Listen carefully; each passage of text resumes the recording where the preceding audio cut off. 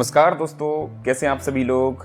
दोस्तों इस समय देखिए हम मेट्रो स्टेशन पर हैं और हम यहाँ से टोकन निकाल रहे हैं कुतुब मीनार जाने का। ये देखिए दोस्तों, तो कुतुब मीनार पे हम अभी जा रहे हैं। उससे पहले हम आपको फिरोज शाह कोटला ले गए थे, जहाँ पर हमने आपको जो टोपरा का स्तंभ था वो दिखाया, शिवालिक स्तंभ से आप कहते हैं दोस्तों, जिसमें हमने विग्रहराज चतुर्थ की विजय यात्रा के बारे में जो लिखा हुआ है वो सब कुछ दिखाया। दोस्तों अगर वो वीडियो आपने अभी तक नहीं देखा तो उसका लिंक हम डिस्क्रिप्शन में दे रहे हैं, जाकर आप जरूर देखिएगा। दोस्तों फिलहाल देखिए हम कुतुब मीनार पहुंच चुके हैं। ये देखिए कुतुब मीनार आपको नजर आ रहा होगा दोस्तों। तो एक बार पुनः आप सभी लोगों का हमारे चैनल पर्यटन ब्लॉग विद अरविंद राजपूत में हम स्वागत करते हैं दोस्तों। तो आज हम आपको कुतुब मीनार के उस सच से रूबरू कराएंगे जिसे इतिहास के पन्नों में दबा दिया गया है। दोस्तों मेरी इस रिसर्च की एक एक बात आपको सोचने पर मजबूर कर देगी कि हमें आज तक क्या क्या पढ़ाया गया है। दोस्तों आज बात होगी उन सबूतों की जो चीख चीख कर कह रहे हैं कि मीनार वो नहीं है जो हमें बताई गई है। दोस्तों तो ये देखिए कुतुब मीनार आपको नजर आ रहा होगा दोस्तों। अभी यहाँ से इस गेट से हम प्रवेश करेंगे, लेकिन फिलहाल हमें अभी टिकट लेना है। ये देखिए कुतुब मीनार, ये वंदे मातरम अभी 150 वर्ष पूरे किए उसके उपलक्ष्य में लगा हुआ है दोस्तों। तो अब हम ये देखिए टिकट काउंटर है, भारतीय पर्यटक, विदेशी पर्यटक, ये सब कुछ नज़र आ रहा होगा। यहाँ से हम टिकट लेंगे, टोकन जो हमारा है, और साथ ही साथ अपने बैग को भी संरक्षित रखेंगे एक सुरक्षित जगह पर, वो उसको भी जमा करना होगा दोस्तों। तो ये देखिए अब हम यहाँ से प्रवेश कर रहे हैं, इंडियन एंट्री, यहाँ से भारतीय लोग प्रवेश कर रहे हैं। तो हमारा स्कैन हो रहा है टोकन यहाँ से, और इसके साथ ही हम यहाँ पर प्रवेश कर रहे हैं दोस्तों। तो आप लोगों को करना क्या है, वीडियो को अंत तक देखना है, क्योंकि इस कुतुब मीनार की एक एक सच्चाई तथ्यों के आधार पर हम रखने जा रहे हैं। तो दोस्तों वीडियो को अंत तक जरूर देखना, क्यों कहीं आपसे ये मिस ना हो जाए, तो ये ज़रूरी है दोस्तों। तो ये देखिए हम आपको यहाँ का परिसर दिखा दे रहे हैं। तो ये देखिए मॉन्यूमेंट्स, यहाँ पर सब कुछ लिखा हुआ है दोस्तों। तो आपको पूरा ज़रूर देखना है, मिस नहीं करना है दोस्तों। ये नहीं कि आपने थोड़ा सा देखा और भाग गए। बहुत इंटरेस्टिंग जानकारी दोस्तों आज आपको मिलने वाली है, ठीक है दोस्तों। तो अभी हमने पहले बिंदु पर चर्चा की। ये देखिए कुतुब मीनार आपको नजर आ रही होगी, और सूर्य अस्त होने का समय भी आपको नजर आ रहा होगा। तो आज सब कुछ ये जानेंगे दोस्तों। दूसरा बिंदु हमारा नाम का खेल और इतिहासकारों का भ्रम। दोस्तों सबसे पहले नाम की बात करते हैं। क्या आप जानते हैं कि 1800 इसे कोई भी कुतुब मीनार कहता ही नहीं था, इसे दिल्ली की बड़ी मीनार कहा जाता था। कुतुब मीनार नाम तो पहली बार जेम्स ब्लंट और थॉमस डेनियल ने दिया था। हैरानी की बात यह है कि किसी भी मुस्लिम इतिहासकार ने अपनी किसी भी किताब में कहीं भी कुतुब मीनार शब्द का जिक्र तक नहीं किया है। इब्न बतूता ने इसे फिरोज शाह की मीनार बताया, तो बाबर ने अपनी डायरी में से खिलजी की मीनार कहा। जब बनाने वालों के अपनों ने ही इसे ये नाम नहीं दिया, तो भला ये नाम आया कहां से था दोस्तों।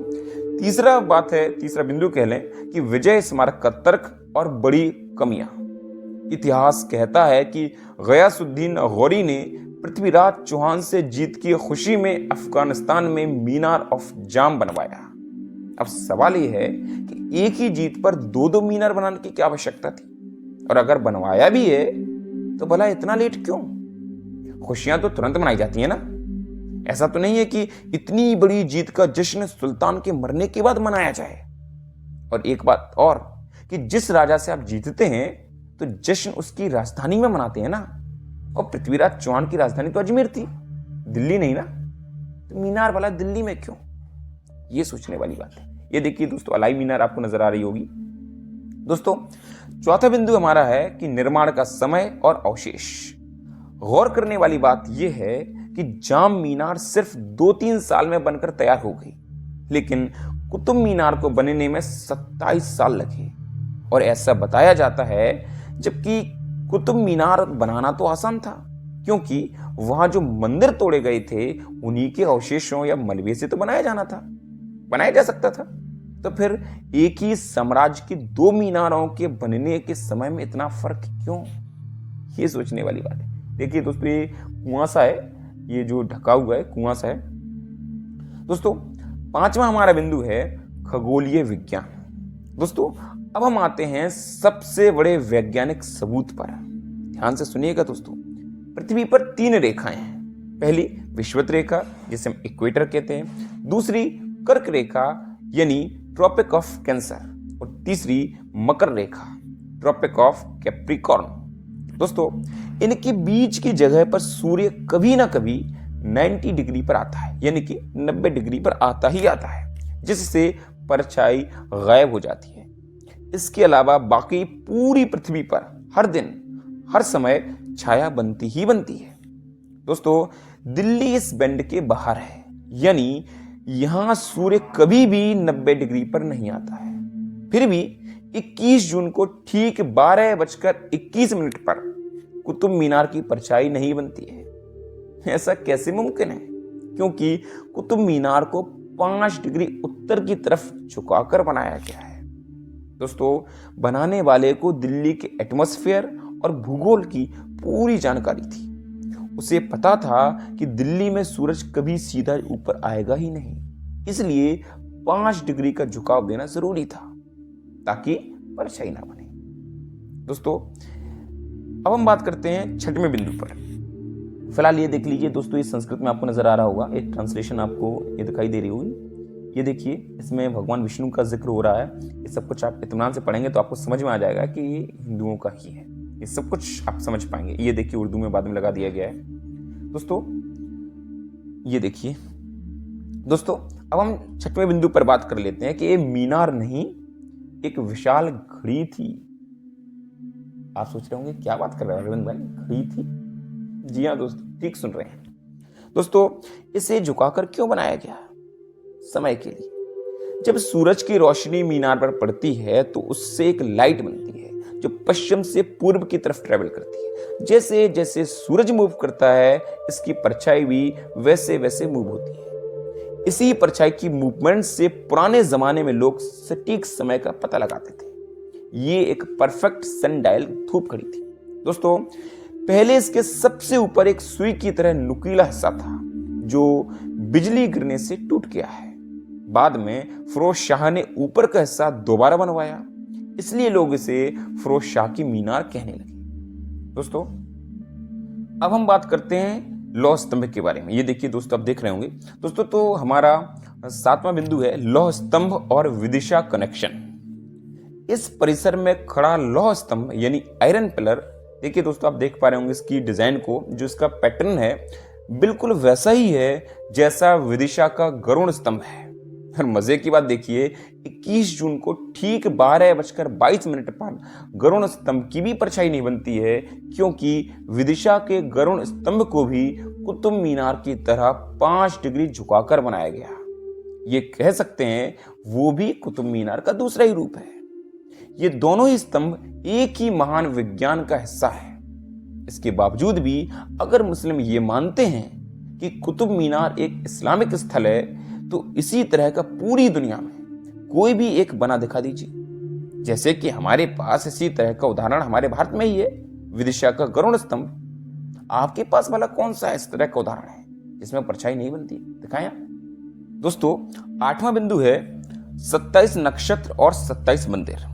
कुतुब मीनार में 27 खिड़कियां हैं। हमारे खगोल शास्त्र में चंद्रमा के मार्ग को 27 नक्षत्रों में बांटा गया है। वहीं दूसरी तरफ कुब्बत उल इस्लाम मस्जिद के पास एक फारसी अभिलेख है जिसमें लिखा है कि इसे 27 मंदिरों को तोड़कर बनाया गया है। लेकिन उस अभिलेख में कहीं नहीं लिखा है कि कुतुब मीनार भी उन्होंने बनवाया। यहां तक कि हसन नजामी ने ताज उल मासिर में कुतुबुद्दीन की हर छोटी बड़ी बात लिखी है, मंदिर तोड़ने का जिक्र किया है, पर मीनार बनाने का एक शब्द नहीं लिखा है। दोस्तों अब हम बात करते हैं 9वें बिंदु की, आरटीआई का खुलासा और सुनी सुनाई बातें। नीरज अत्री जी ने एनसीईआरटी जो है उसमें एक आरटीआई डाली थी और सबूत मांगा था कि क्या कोई प्रमाण है कि इसे कुतुबुद्दीन ने ही बनवाया। जवाब क्या मिला? कोई प्रमाण नहीं। दोस्तों ये देखिए सनसेट हो रहा, कितना खूबसूरत नजारा लग रहा है, बहुत ही सुंदर। दोस्तों तो सिर्फ सुनी सुनाई बातों को इतिहास की किताबों में छाप दिया गया है। ये देखिए दोस्तों कुतुब मीनार के बारे में ये लिखा हुआ है, आप पढ़ सकते हैं, बट ये विश्वसनीय सच्चाई नहीं है। दोस्तों अब हम बात करते हैं 10वें बिंदु पर, अजान का तर्क और बनावट का सच। दोस्तों, कुछ विद्वान कहते हैं कि ये अजान जो है नमाज के लिए बुलाने के लिए थी, पर दोस्तों तब लाउड स्पीकर तो थे नहीं, इस पर गौर करना। दोस्तों 200 फीट से भी ज्यादा ऊंची मीनार पर चढ़कर कोई कितना भी चिल्लाए, नीचे आवाज पहुंचना नामुमकिन थी।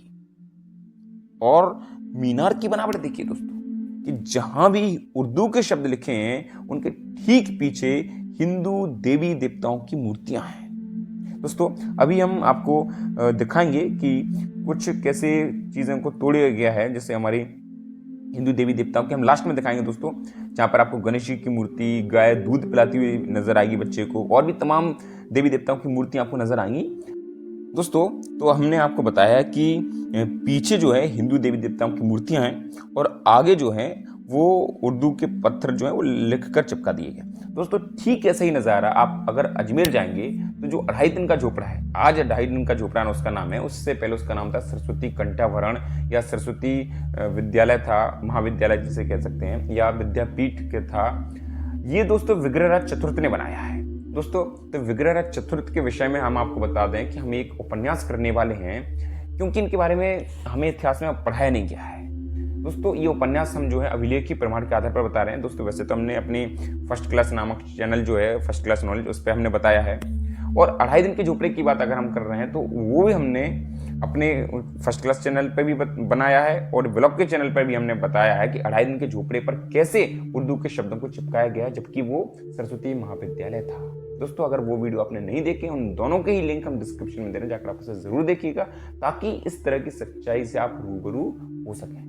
ठीक है दोस्तों, अब हम बात करते हैं कि इसकी दीवार पर घंटियां बनी हैं, जबकि कुरान कहती है कि घंटी शैतान का हथियार है और इस्लाम में हराम है। इसका प्रवेश द्वार उत्तर की तरफ है, जबकि मुस्लिम परंपरा में यह पश्चिम की तरफ होना चाहिए था। समझ रहे हैं ना दोस्तों? दोस्तों ये तमाम सारी चीजें जो हैं ये जानना बेहद आवश्यक था। दोस्तों अब हम आपको आगे ले चलते हैं। ये देखिए, ये आपको ऊपर दिखा रहे हैं हम, यहाँ से मीनार से थोड़ा सा आगे जा रहे हैं, और जो कुछ भी है, क्योंकि हम आपको सारा कुछ नज़ारा दिखा देते हैं, कहीं कुछ छूटे ना। हमारा उन चीज़ों से ज़्यादा कुछ लेना देना नहीं है। इल्तुतमिश का मकबरा है, अलाउद्दीन का मकबरा है, वो सब चीज़ें हमें ज़्यादा दिलचस्पी नहीं देती हैं, लेकिन फिर भी हम आपको दिखा दे रहे हैं ताकि आपको पता चले कि इस मीनार के अंदर क्या क्या बना है, क्या क्या चीज़ें वहाँ पर हैं। ये सब बाद में तोड़ तोड़ कर बनाई गई हैं, बाद में जो लोग भी आते हैं उन्होंने अपना अपना कुछ ना कुछ बनाया था। ठीक है, ये देखिए दोस्तों, अब हम आपको यहाँ से ले जा रहे हैं। ये देखिए, है ना, ये देखिए, यहाँ से मीनार इतनी ऊंची है कि सब जगह से नजर आती है, कहीं से भी चले जाएं आप। दोस्तों ये देखिए, अब हम अंदर प्रवेश कर लिए हैं, ये सब कुछ आप देख पा रहे होंगे। ये देखिए दोस्तों, हम आपको अभी हमने संरक्षित करके रखे हैं जो हमारी हिंदू देवी देवताओं की मूर्तियां कैसे तोड़ी गई हैं, वो सब कुछ हम आपको दिखाएंगे। अभी फिलहाल हम आपको ये खंडर से दिखा दे रहे हैं, ये सब इनकी मकबरे के तौर पर इनको बनाया गया है। इनकी ये देखिए कैसे टूट गए हैं फिलहाल, तो अभी ये भी हम आपको ले जा रहे हैं दोस्तों। ये देखिए, तमाम दरवाजे से हैं। ये देखिए, यहाँ से ये लौह स्तंभ नजर आ रहा है। ये देखिए इल्तुतमिश का मकबरा, टम ऑफ इल्तुतमिश, है ना। तो ये टम है, आपको दिखा दे रहे हैं फिलहाल हम, लेकिन हमारी इससे कोई दिलचस्पी नहीं है। लोग आ रहे हैं, सेल्फी ले रहे हैं, पता नहीं क्या है ये सब। देखिए कैसे कैसे लोग फोटो ले रहे हैं और मतलब इन सब चीज़ों को कैद करने की कोशिश कर रहे हैं, जैसे कितनी महान चीज़ें ये हैं, जबकि सत्य नहीं है दोस्तों। लोगों को पता ही नहीं इतिहास, बस भीड़ चाल में चलते हैं, हमें फोटो लेना है, सबको लेना है, पता नहीं क्या। दोस्तों ये देखिए, हम जिन मूर्तियों की जिक्र कर रहे हैं, ये देखिए कैसे तोड़ी गई। ये देखिए, ये हमने जानबूझ करके आप लोगों को रखा कि आप ये सब चीज़ देख सकें, अन्यथा हम भी जाते घूम घाम के चले जाते, कोई मतलब नहीं है। लेकिन नहीं, हमारा मकसद ये है ही नहीं ना, हम एक एक चीज़ को बारीकी से दिखाने का काम करें। देखिए दोस्तों, अभी हम आपको और क्लोज ले जाएंगे। ये देखिए, ये मूर्ति क्या कर रही है इधर वाला, एक मुस्लिम उसकी जगह पर हिंदू मूर्तियां क्या कर रही हैं देवी देवताओं की मूर्ति। ये देखिए सब संस्कृत में लिखी हुई है, भगवान का जिक्र हो रहा है, विष्णु भगवान का जिक्र हो रहा है। अब दोस्तों यहाँ देखिए ये स्तंभों पर मूर्तियां बनी हुई हैं, ये देखिए। अब आप खुद सोचिए यहाँ पर कर क्या रही है। ये देखिए मूर्ति दिख रही है ना आपको, क्या कर रही है भला, सोचने वाली बात है ना। ये देखिए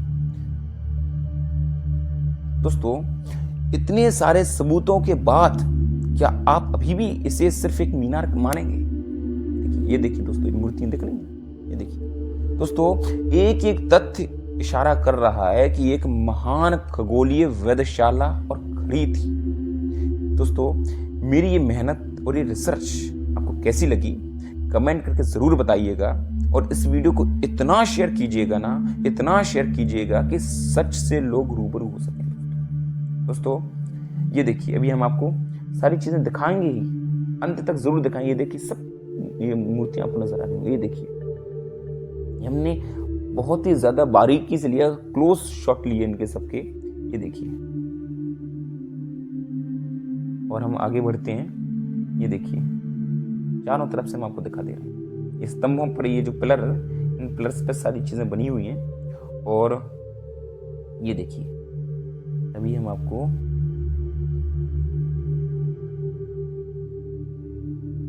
आगे बढ़ते जा रहे हैं। देखिए दोस्तों, ये सब मूर्तियां आपको नजर आ रही होंगी, और भी बहुत सारी मूर्तियां हर पिलर पर बनी हैं। चलिए दोस्तों अब आगे और कुछ दिखाते हैं आपको। ये देखिए ये क्या नजर आ रहा है दोस्तों, एक गाय अपने बछड़े को कैसे दूध पिला रही है। ये भला एक मस्जिद के अंदर एक इस्लामिक जगह पर ये क्या कर रही है।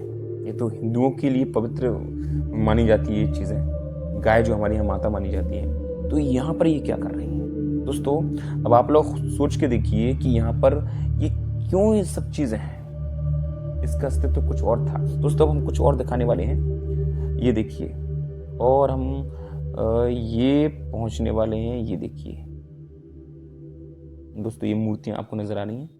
अभी देखिए हम जो दिखाने की चाह में, ये देखिए ये क्या है, ये गणेश जी की प्रतिमा है। दोस्तों अब भला यहाँ पर क्या कर रही है।